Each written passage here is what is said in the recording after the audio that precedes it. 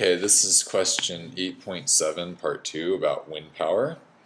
Um, First of all, there was a question in between here and the last one.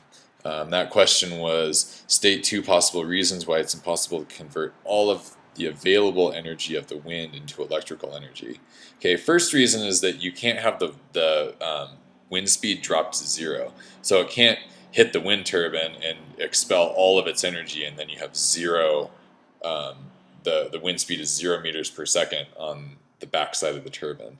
It doesn't really uh, uh, apply with Bernoulli's principle. You can ask me about that later, but it's not possible.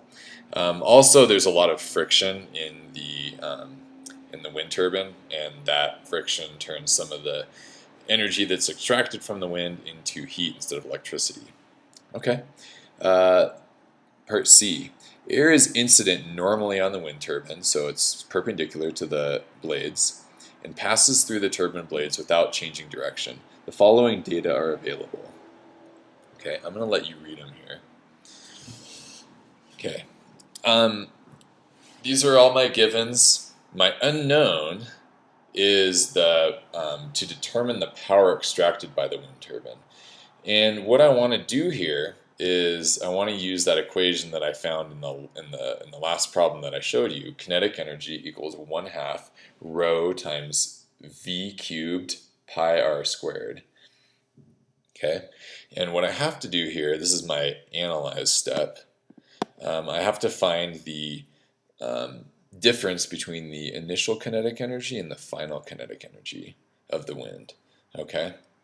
So I have density of the air entering the turbine, density of the air leaving the turbine, density of the air entering, speed of the air entering the turbine, speed of the air leaving the turbine.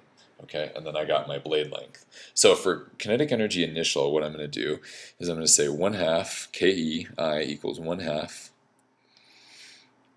times 1.1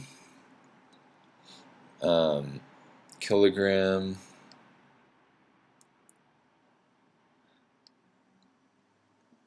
kg meters to the -3. Okay, kilograms per cubic meter. Okay, and times the speed,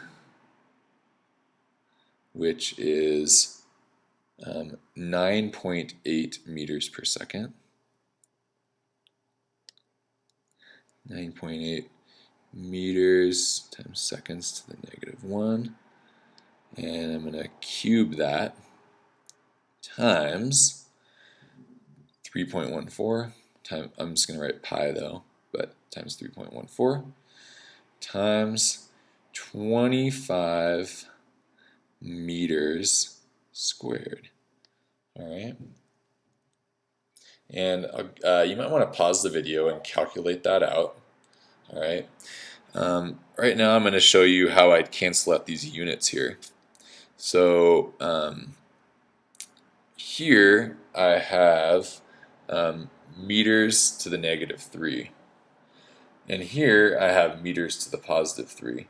So these actually cancel out. Okay.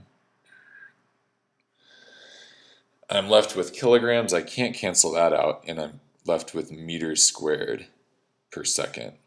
So I end up with kilogram meters squared per second cubed. Okay, and that actually gives me power. That's the unit of power. All right. So I'll just show you here. The final answer is 1.016 times 10 to the 6th. Okay. Kilograms, meters squared per second, or watts. How? Because it's power. Okay. KE final. Okay. Got to add my KE initial, or joules per second. Just so you know, you can write it in several different ways. KE final, 1/2. Okay. of my density, my final density, is 2.2 kg ms to the -1, okay, times 4.6 meters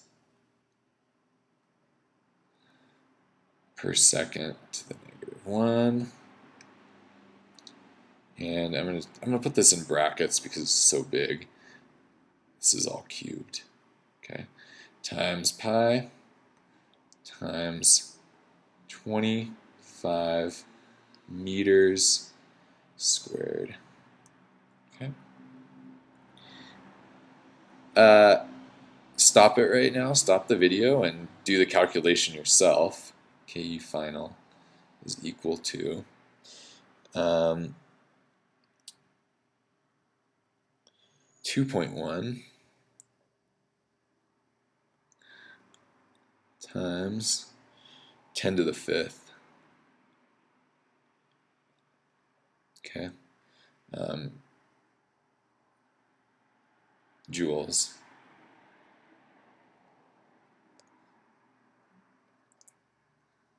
Okay.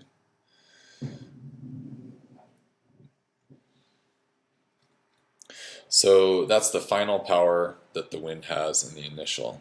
So now all I do is I take my two numbers here, 1.016 times 10 to the 6th, and I subtract 2.1 times 10 to the -5th. KE initial minus KE final. I showed it up here, so I'm just going to plug in the numbers. 1.016 times 10 to the 6th. I'll make that a bigger 0. Okay.